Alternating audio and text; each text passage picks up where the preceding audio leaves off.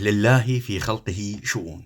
شفت واحد بالبلد ضايج قال بيشوف الوزير بمدري انه دولة بربع ساعة، ومدري كم ساعة استنى عند الدكتور بالبلد، مدري بالمشفى، والله ما بعرف شو قصته شو وجعه، ودافع 4500 يورو مدري دولار خلال 3-4 أيام.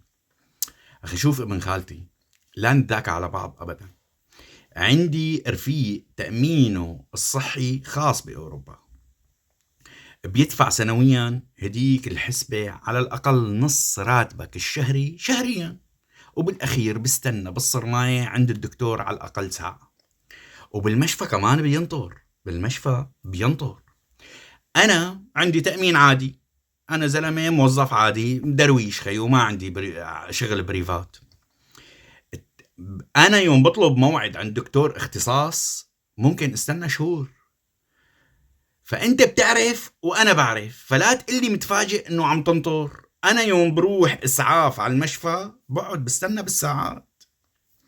فيك تضحك على العالم بالبلد وتحكي على قناة عهور، قصدي جسور، يلي بدك اياه، بس انه تقعد تتشفتر و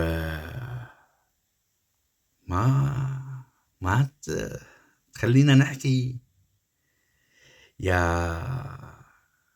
يا عالم، ترى كلياتنا تراب شاخخ عليه كلب سلائي. والله والله من هذا التراب طلعنا ورح نرجع عليه. وصباح الخير ويسعد أوقات المتواضعين الحلوين يلي مثل حكايتي.